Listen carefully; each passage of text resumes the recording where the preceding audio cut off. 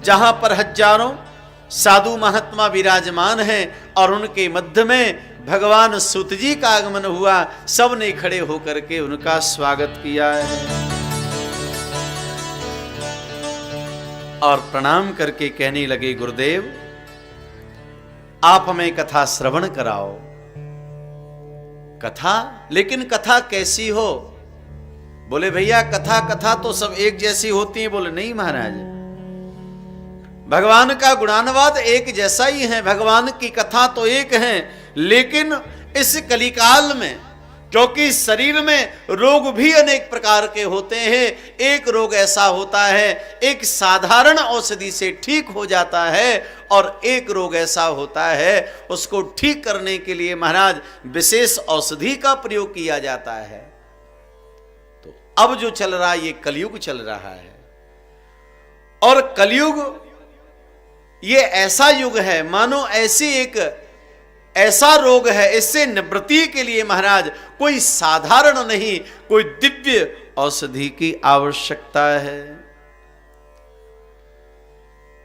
तो आप श्रेयसाम यद भवेक्षेयो पावनानाम च पावनम कृष्ण प्राप्ति करम सस्वद साधनम तद्वदाधुना। आप ऐसी कथा सुनाओ महाराज जो श्रेष्ठों में परम श्रेष्ठ हो, पवित्रों को भी पवित्र करने वाली हो और भगवान का दर्शन कराने वाली हो, ऐसी कथा सुनाओ। जो भी कार्य किया जाता है फल की इच्छा से किया जाता है। हम छोटे से छोटा या बड़े से बड़ा हम कार्य करें तो फल की इच्छा तो होती है, लेकिन श्रीमद् महाराज कथा भागवत श्रवण करने के बाद कौन सा फल हमको मिले। सौनकादिक महात्मा कहने लगे, महाराज ऐसी कथा श्रवण कराओ जिस कथा श्रवण करने के बाद में हमको कृष्ण प्राप्ति का फल मिल जाए। कृष्ण प्राप्ति कर्म सस्वद साधनम तद्वदाधुना। ऐसी कथा आप हमको श्रवण करा दीजिए, ऐसी कथा सुनाओ। भगवान सूत जी ने कहा, हे सौनकादिक ऋषियों, तुमने जो प्रश्न किया है इस प्रश्न के द्वारा कितने लोगों का कल्याण होगा, कितने लोगों का हित होगा, लोग कितने प्रसन्न और कितने आनंदित होंगे, क्योंकि ये तुमने जन कल्याण के लिए किया है और जो कार्य दूसरे के हित के लिए किया जाता हो वह कार्य सबसे श्रेष्ठ और सबसे बढ़िया माना जाता है।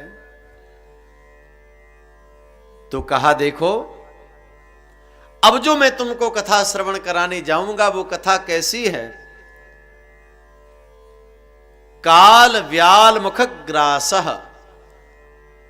व्याल कहते हैं अजगर को, काल माने मृत्यु, तो काल माने समय भी होता है। इस कलयुग में काल रूपी अजगर के मुख में जो जीवात्मा है ये ग्रास बनकर के बैठा हुआ है। किसी को नहीं पता है कि कब हमारे जीवन का अंतिम क्षण होगा, कोई नहीं जानता है। एक क्षण के बाद में क्या होने वाला है ये कोई नहीं जानता है। इसलिए महाराज जिनको अपने जीवन के क्षण का पता नहीं है ऐसे लोगों के लिए तो केवल एक ही कथा श्रेष्ठ है और उस कथा का नाम है श्रीमद् भागवतम शास्त्रम कलौ कीरेण भाषितम। कीर कहते हैं तोता।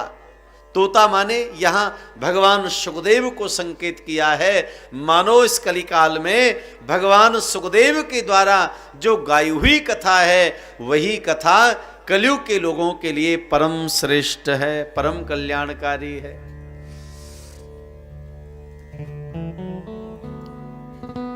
तो कहा कि वही कथा मैं तुमको श्रवण कराऊंगा।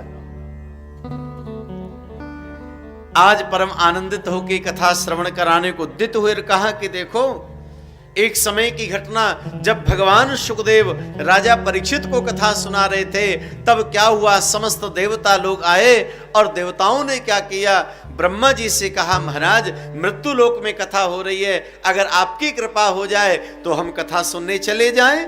कहा जरूर जाओ, लेकिन खाली हाथ नहीं, कुछ भेंट में लेकर के जाना। क्या लेकर के जाएं? बोले बहुमूल्य चीज लेकर के जाओ। अब देवताओं के पास स्वर्ग में सबसे बहुमूल्य क्या है? अमृत है। तो देवताओं ने अमृत का कलश ले लिया और भगवान सुखदेव जी की सभा में आ गए और निवेदन करके कहने लगे, हे गुरुजी, परीक्षित को तो 7 दिन में मरने का शाप लगा है, हम स्वर्ग से अमृत लेकर के आए हैं, आप ऐसा करो, ये अमृत आप परीक्षित को पिला दो और जो भागवतामृत आप परीक्षित को पिला रहे हो वो आप हमको पिला दीजिए, बदला कर लो महाराज।